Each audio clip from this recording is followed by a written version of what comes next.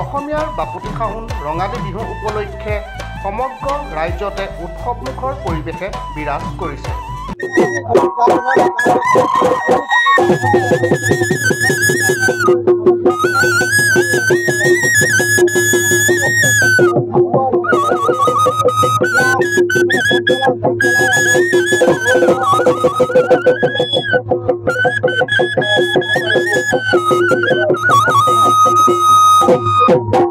চ'তৰ সংক্ৰান্তিৰ পৰা বহাগৰ 6 দিনলৈকে পালন কৰা বহাগ বিহু অৰ্থাৎ ৰঙালী বিহুক সাত বিহু বুলিও কোৱা হয়। সাত বিহুৰ প্ৰথম দিনটোক গৰু বিহু হিচাপে পালন কৰা হয়। অসমৰ গ্ৰাম্য সমাজৰ অন্যতম গুৰুত্বপূৰ্ণ দিন হৈছে গৰু বিহুৰ দিনটো। এই দিনটোতে অসমীয়া ৰাইজে ঘৰৰ গোহালিৰ গৰুকেইটাৰ মংগল তথা সুস্বাস্থ্য কামনাৰে বিভিন্ন নীতি নিয়ম পালন কৰে। কৃষকসকলে গোহালিৰ পৰা গৰু ম'হ উলিয়াই নৈ বা জান জুৰিৰ ঘাটলৈ নি মাহ হালধিৰে নোৱাই ধুৱাই লাও বেঙেনা থেকেৰা কেৰেলা হালধি আদি গৰুৰ গালৈ দলিয়ায়। গৰুৰ ৰোগ ব্যাধি আঁতৰ কৰাৰ নিমিত্তে দীঘলতি মাখিয়তী পাতেৰেও গৰুক কোবোৱা হয়।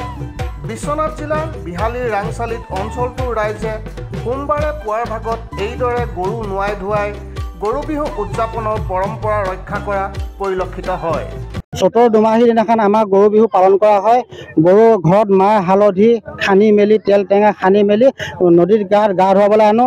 লাও বেঙেনা থেকেৰা কেৰেলা ইত্যাদি কৰি আমি সামগ্ৰী বনাই এই চাহটো বনাই সমগ্ৰ চাহ বনাই লৈ আমি গৰুক লাও খা বেঙেনা খা থেকেৰা খা কেৰেলা খা এইখিনি কৰি আমি নদীত ব্ৰহ্মপুত্ৰৰ চাপৰিত আমি গা ধুৱাবলৈ আহিছোঁ। গা ধুৱাবলৈ আনি আমি বছৰৰ বোপা নিয়ম নীতি পালন কৰিহে আমি গা ধুৱাবলৈ আহিছোঁ।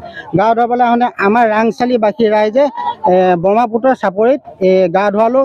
গধূলাৰ পৰত আমি গৰু ঘৰলৈ যোৱাৰ পিছত আপোনাৰ ভাং গছ আৰু ভাং গছ তাৰপৰা আকৌ মাখিয়তী গছ এইখিনি কৰি ঘোলা দি জাক দিওঁ। জাক দিয়াৰ পিছত মাছৰ পানী দি ভৰি হাত ধুৱাওঁ। ভৰি হাত ধুৱাই গৰুক আমি বিচনী দি নতুন ফুলাম গামোচা দি বিচি মেলি আদৰি সামৰি গৰু নতুন পঘা দি তৰালি পঘা দি আমি বন্ধা হয়। বাপুতিসাহোন বহাগ বিহুৰ শুভেচ্ছা জনাইছোঁ। আৰু আমি এই ৰাংচালিৰ ব্ৰহ্মপুত্ৰৰ পাৰৰ পৰা আমাৰ বিস্তীৰ্ণ ব্ৰহ্মপুত্ৰৰ পাৰৰ পৰা সকলো অসমবাসীলৈ আমাৰ গৰু বিহুৰ শুভেচ্ছা জনাইছোঁ, বহাগ বিহুৰ শুভেচ্ছা জনাইছোঁ। আগন্তুক এই অসমীয়া বৰ্ষটি আপোনালোক সকলোৰে সুখৰ হওক আৰু ৰঙীন হওক তাৰ কামনা কৰিছোঁ। আৰু লগতে মই এটা ঘোষণা দিব বিচাৰিছোঁ যে আমাৰ বৃহত্তৰ এই ৰাংচালি অঞ্চলত আমি এইবাৰ উলহ মালহেৰে বহুকেইখন বিহু উদযাপন কৰিব গৈছোঁ। ইয়াতে আমাৰ দক্ষিণ ৰাংচালিত বিহু আছে আৰু আমাৰ ৰাংচালি চেণ্টাৰত বিহু আছে। গতিকে সমূহ গাঁওবাসীৰ লগতে সমূহ অসমবাসীক মই ৰঙালী বিহুৰ শুভেচ্ছা জনাইছোঁ। আৰু আমাৰ বিহুলৈ এইবাৰ আমি কুসুম কৈলাশক আমন্ত্ৰণ জনাইছোঁ। ইয়াৰ পৰা মই আপোনালোকক এইটো ঘোষণা দিছোঁ, সকলোৱে বিহু উপভোগ কৰক আৰু উলহ মালহেৰে বিহু উপভোগ কৰক।